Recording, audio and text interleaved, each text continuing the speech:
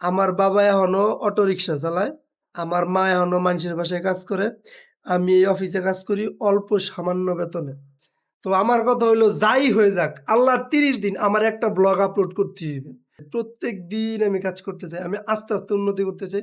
আমি regular basis কাজ করতে চাই যে প্রতিদিন কাজ হবে, থামাথামি হবে না। আসসালামু আলাইকুম। আমি ফারুক হোসেন। নতুন আরেকটা ব্লগে স্বাগতম। আমি যেদিন থেকে কাজ শুরু করছি, ওই দিন থেকে আমি অসুস্থ। আমার প্রতিদিন সকালের ৪ টা কাজ। আমি এটা ৬ মাসের জন্য ফিক্সড করছি। এটা আমি বিগত দিনেও করতাম। কিন্তু ব্যাপারটা হইলো যে হয়তো দেখা গেছে টানা ৩-৪ দিন করলে আবার ২ দিন খোঁজ ছিল না। ১৫ দিন করলে আবার ১৫ দিন হারায় গেছিলাম। ওইরকম কোনো খোঁজ ছিল না। আমি যেদিন থেকে কাজ শুরু করছি, ওই দিন থেকেই আমি অসুস্থ। ৩ দিন পরে আজকে আমি মোটামুটি আলহামদুলিল্লাহ সুস্থ আছি। সকালে ঘুম থেকে উইঠা নামাজ পড়ছি, খাবার খাইছি, খাইয়া দিয়ে অফিসে আসলাম। আর আরেকটা কথা হইলো কি যে আমি আসলে আমার ব্লগিংটা একদম কোর 0 থেকে উঠাইতে চাই। আমার বর্তমান অবস্থানের কথা যদি আমি বলি যে আমার হাতে এখন কোনো স্কিল নাই। মানে পারফেক্ট কোনো স্কিল নাই, কোনো ব্যাকআপ নাই, ব্যাকআপ কোনো টাকা-পয়সা নাই, আমার ফ্যামিলির কাছেও কিছু নাই। আমার বাবা এখনো অটোরিকশা চালায়, আমার মা এখনো মানুষের বাসায় কাজ করে। আমি এই অফিসে কাজ করি অল্প সামান্য বেতনে। হ্যাঁ? ফ্যামিলি হিসাব-নিকাশ আরো অনেক আছে। এগুলা আস্তে, আস্তে আপনাদেরকে বলবো, জানাবো। আমার বাবা-মার বয়স হয়ে যাইতেছে। তারা এই যে খাটাখাটনি শুরু করছে, আমি বোঝার পর থেকে গত ২০ বছর ধইরা দেখতেছি যে তারা খালি কাজই করতেছে, খাটতেই আছে। কিন্তু আমি যতটুক বুঝলাম যে প্রপার প্ল্যানিং এর অভাবে আসলে মূর্খ মানুষ তো ওরকম গুছাইতে পারে নাই। আমার আম্মারে নিয়ে একটা গল্প আপনাদের সামনে একটা আমি একটা ব্লগ বানাবো যে আমার আম্মা ঢাকা শহর আসার পরে যখন সে অল্প, অল্প করে টাকা জমাইতেছিল ৫০০, ১,০০০ এর মধ্যে আরেকটা কথা সেটা হইলো আমার আম্মা যখন ঢাকা শহরে আইসা মানুষের বাড়িতে কাজ করা শুরু করে, তখন সে ৳১০০ বেতনে কাজ করত। ওই টাকা গ্রামে জমায়া আত্মীয়স্বজনের কাছে রাখার জন্য পাঠাইতো। আত্মীয়স্বজন বলতে দূরের মানুষ না তো, রক্তের, একদম রক্তের কাছের মানুষ। তারা একে, একে সবাই মোটামুটি ভালো পল্টি নেয়। এটা আম্মারে নিয়া বললে ভিডিওটা খুবই মজা হইব।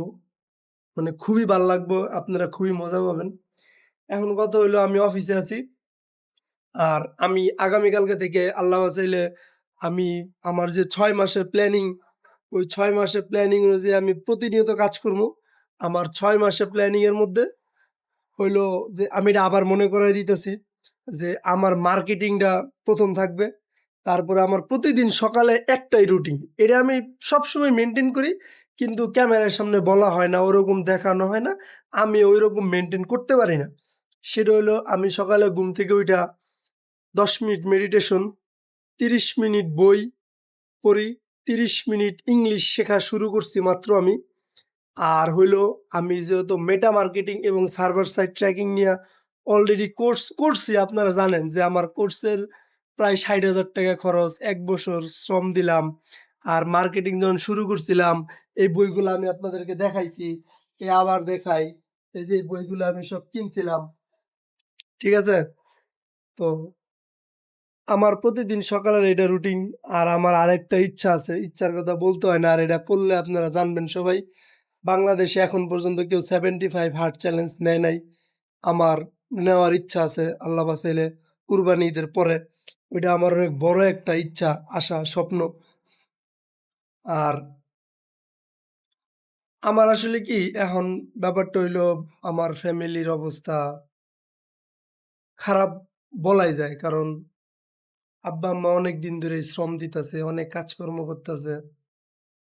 এখন লজ্জা লাগে তারা এখনো কাজকর্ম করে। ব্যাপারটা আমার কাছে খুবই লজ্জা লাগে। তো আমিও আসলে যেই টাকা বেতনে চাকরি পাই, ওই টাকা বেতনে চাকরি দিয়া মানে আমার পক্ষে বর্তমান সময়ে এখনো সম্ভব না যে আমি আসলে আমি পুরা ফ্যামিলি চালাবো। এর মধ্যে বাড়ি থেকে বিয়ের কথা উড়াধুরা চলতেছে। এখন আরেকজনের একটা মেয়ে নিয়ে আসবো, বিয়ে করব। এখন ও আমার বাসায় থাকবো, আমার আম্মায় আরেকজনের বাসায় কাম কইরা আনবো। ওইগুলা আমার বউ আমি খামু। ব্যাপারটা হয় না। এই চিন্তাটা আমার মাথায় গত ২, ২.৫, ৩ বছর ধরেই।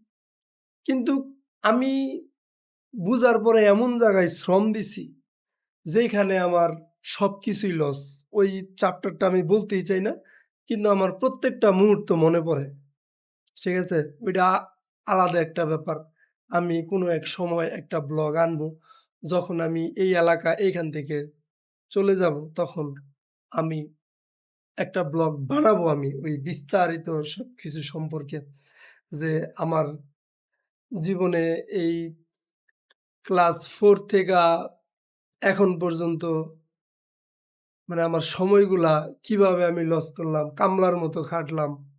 আমি কোনো সময় বিনিময়ে চাই নাই, ঠিক আছে? কিন্তু মানুষের মুখের কথারও একটা কিন্তু শান্তি আছে। যাক সেটা কোনো কথা না। আমি কাজ শুরু করছিলাম। এর মধ্যে অসুস্থ হয়ে গেলাম। ঠাডা পড়া জ্বর আমারই পড়লো। তো আল্লাহ বাঁচাইলে আমি কালকে থেকে আবার কাজ শুরু করতেছি। আমি আমার অবস্থান বর্তমানে শূন্য। আমার ফ্যামিলিতে এখনো ৪০ থেকে ৪৫,০০০ টাকা ঋণ আছে। আর কোনো টাকা পয়সা ঋণ নাই। আমার একটা বোন আছে, ওর বিয়ে হইছে। ওর ঘরে ২ টা ছেলে আছে। ওরেও আমরা টুকটাক দিছি। কিন্তু ওরে আমাদের মন মতো বা ওর মন মতো দিতে পারি নাই, এটা সিওর। তবে বিয়েটা হইছে আমার খালাতো ভাইয়ের সাথে, আপন খালাতো ভাই। ছেলে হিসেবে খুবই ভালো। ওরাও ভালো। ওরা আমাদের বিপদে মোটামুটি ভালো হেল্প করছে। হেল্প বললে যে মানে ওইটা তাদের সামনেই কোনো এক সময় বলব না আমি। আর আমি চাইতেছি যে আমি এখন 0, আমি শূন্য থেকে উঠতে চাইতেছি। যে আমার কাছে অত তাড়াহুড়া নাই। সময়টাকে আমি প্রপার কাজে লাগাইতে চাইতেছি। আস্তে, আস্তে কাজে লাগাইতে চাইতেছি। অত দ্রুত না।